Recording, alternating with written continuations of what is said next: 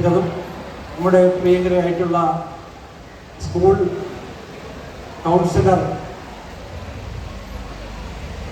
Chithu madam മുൻകൈയെടുത്ത് കുറച്ച് പേർ ഫോൺ വിളിച്ചിട്ടും ഒക്കെ ടീച്ചേഴ്സുമായി ബന്ധപ്പെട്ട് പറഞ്ഞിട്ടുണ്ട്.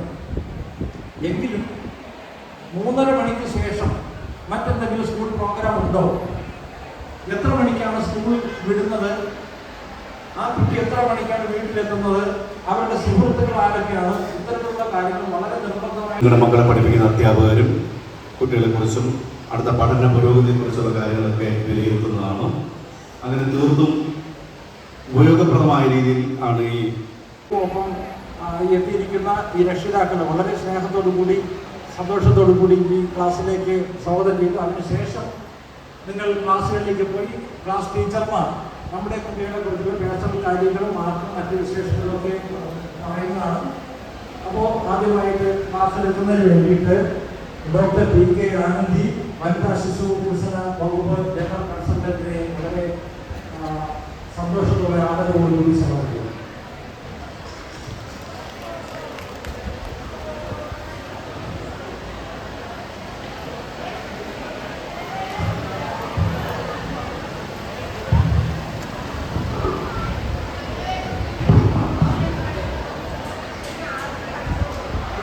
വേദിയിലും സദസ്സിലുള്ള സുഹൃത്തുക്കളെ, ഉച്ചക്ക് ഊണും കഴിഞ്ഞിട്ട് സുഖമായി കിടന്ന് ഉറങ്ങാതെ ഇത്രയും പേര് ഇവിടെ വന്ന് ഇരിക്കുന്നത് കാണുന്നതിൽ വളരെയധികം സന്തോഷം. അത് മാത്രമല്ല, PTA സാധാരണ ചുമ്മാ ഒരു PTA മീറ്റിംഗ് കൂടി അങ്ങ് പിരിയുക എന്നുള്ളതിൽ നിന്ന് വ്യത്യസ്തമായി ഇത്തരം ബോധവൽക്കരണ ക്ലാസ്സുകളും കൊടുത്തുകൊണ്ട് പേരൻസിനെയും ടീച്ചേഴ്സിനെയും എംപവർ ചെയ്യുക എന്ന് പറയുന്ന പരിപാടികൾ നടക്കുന്നത് യാതൊരു സംശയവും വേണ്ട കേരളത്തിൽ മാത്രമായി. കേരളത്തിന് പുറത്തുള്ള പല സംസ്ഥാനങ്ങളിലും തൊട്ടടുത്ത് കിടക്കുന്ന തമിഴ്നാട്ടിൽ പോലും PTA എന്ന് പറയുന്ന സാധനത്തിന്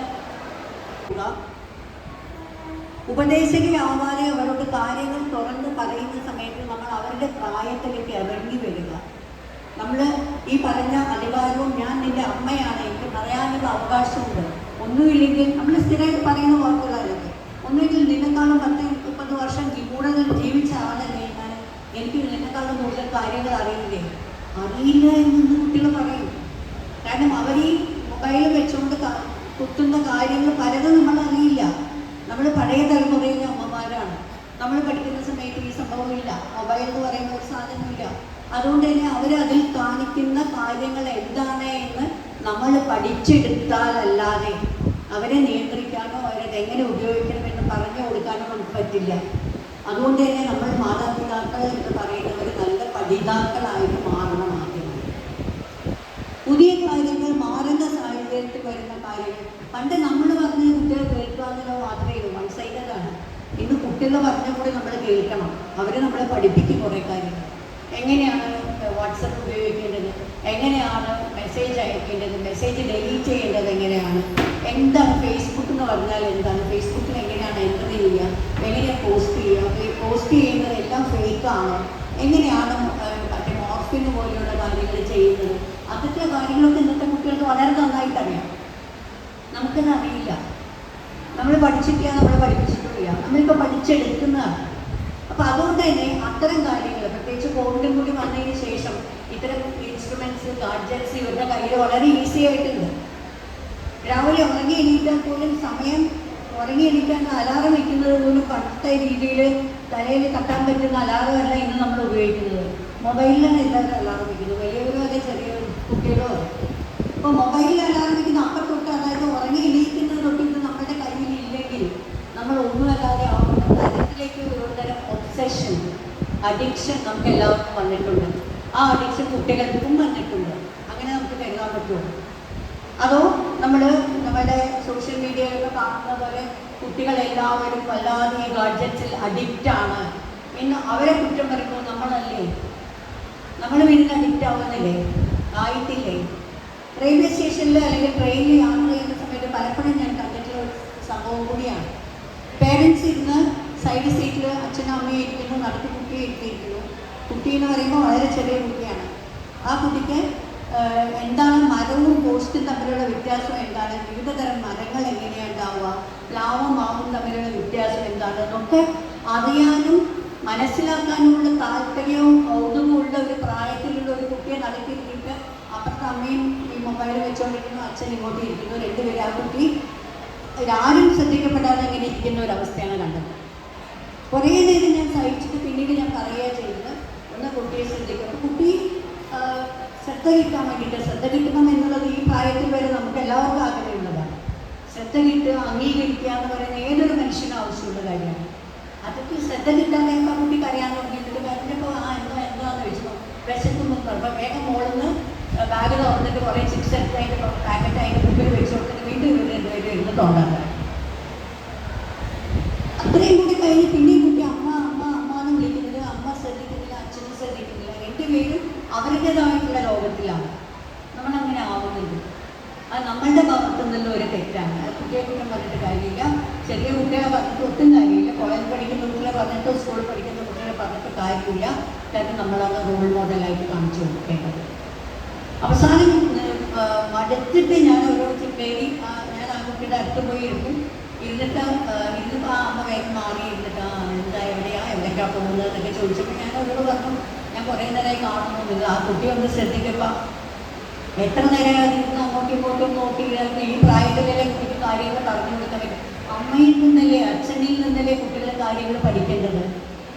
അവർക്ക് വസ്തുക്കളെ മനസ്സിലാക്കാനും മരങ്ങളെ അറിയാനും പ്രകൃതിയെക്കുറിച്ച് അറിയാനും ഒക്കെ പഠിക്കുന്നത് അമ്മമാരുടെ അടുത്ത് നിന്നല്ലേ, അല്ലെങ്കിൽ അച്ഛൻ്റെ അടുത്ത് നിന്നല്ലേ. അതിനുള്ള സംവിധാനം ഉണ്ടാക്കാതെ അവർ രണ്ടുപേരും ഇതിൽ നിൽക്കുമ്പോൾ ഇത് കണ്ടു വളരുന്ന ഒരു കുട്ടി സ്വാഭാവികമായിട്ടും ഇത് തന്നെയായിരിക്കും അവളുടെയോ അവൻ്റെയോ ജീവിതമായിട്ട് മാറും. കാരണം ഇമിറ്റേഷൻ എന്ന് പറയുന്നത് എത്ര ചെറിയ പ്രായം തൊട്ട് നമുക്ക് തുടങ്ങുന്നതാണ്. കുരങ്ങൻ്റെ പ്രതിതാക്കളാണ് നമ്മുടെ പ്രതിതാക്കളായിരുന്നു കുരങ്ങന്മാരെന്ന് പറയുന്നത്. അതുകൊണ്ട് തന്നെ അന്ന് തൊട്ട് കുറഞ്ഞെന്ന് അനുകരണം എന്ന് പറയുന്നത് ചെറിയ കുട്ടികളിലാണ് ഏറ്റവും കൂടുതലായിട്ട് കാണുന്നത്. അതുകൊണ്ട് തന്നെ നമ്മൾ ആ രീതിയിൽ പെരുമാറിയാൽ നിൽക്കണോ എന്നുള്ള ചോദ്യം നമുക്ക് വരാം. പക്ഷെ ആ ചോദ്യം നമ്മൾ ആ നിയന്ത്രിച്ചുകൊണ്ട് പ്രത്യേകമായിട്ടുള്ള ഭാഷ കുട്ടിയോട് ഉപയോഗിക്കുന്നത് തൊട്ട് അവരെ ഉപദേശികളായിട്ട് മാറാതെ അവരെ തോളിൽ കൈയിട്ടോടെ നടത്തുന്ന സുഹൃത്തുക്കളായിട്ട് കാണാൻ പറ്റിയാൽ നമ്മൾ വിജയിച്ചു എന്നുള്ളതാണ് അതിൻ്റെ അർത്ഥം.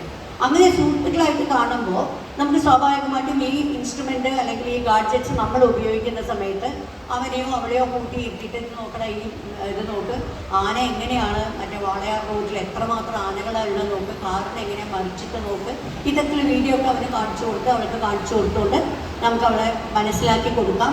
അപ്പോൾ അത് കാണുന്നത് എന്ന് പറയുന്നത് വളരെ ജനാധിപത്യപരമായി ഒറ്റ ഒരാളിരുന്ന് കാണുന്നതല്ലാതെ വളരെ ജനാധിപത്യപരമായി എല്ലാവരും കൂടി ഇരുന്ന് കാണുകയും അത് ഷെയർ ചെയ്യുകയും ചെയ്യുന്ന ഒരു സംവിധാനമായിട്ട് മാറും.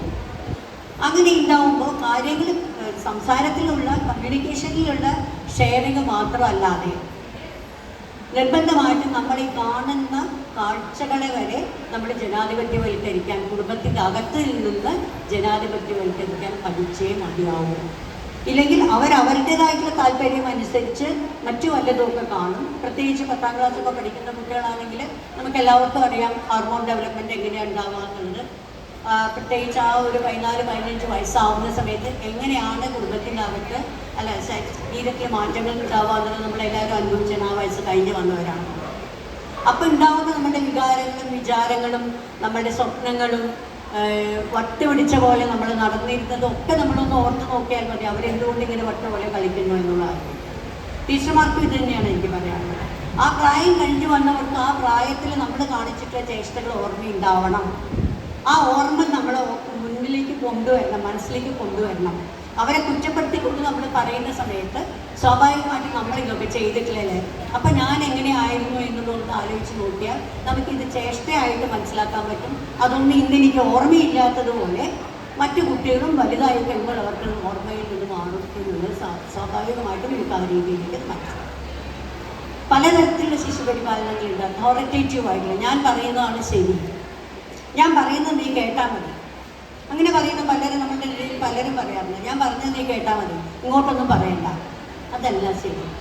നമ്മൾ അവരെയും കൂടി കേൾക്കാനുള്ള ഒരു സംവിധാനം, കൂടുതൽ കേൾക്കണം എന്നുള്ളതാണ് അവരുടെ ആവശ്യം. ഞാനൊരു ചെറിയ ഉദാഹരണം പറയാം. കഴിഞ്ഞ 2000 എടുത്തു തന്ന മാമിന് എൻ്റെ പേരിലും സ്കൂളിൻ്റെ പേരിലുമുള്ള നന്ദി അറിയിക്കുകയാണ്. അതുപോലെ തന്നെ ഈ ക്ലാസ് നമുക്കിവിടെ കോർഡിനേറ്റ് ചെയ്ത് തന്നിരിക്കുന്നത് ഡിസ്ട്രിക്ട് സൈക്കിൾ ഹബ്ബാണ്. അവരുടെ 100 ദിന പരിപാടിയുമായി ബന്ധപ്പെട്ടാണ് നമുക്ക് ഈ ക്ലാസ് ഇവിടെ അറേഞ്ച് ചെയ്തിരിക്കുന്നത്. അതിൻ്റെ ഡിസ്ട്രിക്ട് കോർഡിനേറ്ററായ നീതു മാമിനും ഞങ്ങളുടെ നന്ദി അറിയിക്കുന്നു. കൂടാതെ ഫിനാൻസ് ലിറ്ററസി സ്പെഷ്യലിസ്റ്റായ ശ്രീകാന്ത് സാറിനും ഇവിടെ വന്നതിനും ഞങ്ങളുടെ ക്ലാസ്സിൽ പാർട്ടിസിപ്പേറ്റ് ചെയ്തതിനും നന്ദി. അതുപോലെ ഇത്രയും സമയം നിങ്ങൾ ഈ സമയം കളഞ്ഞു നഷ്ടപ്പെട്ടു ഞാൻ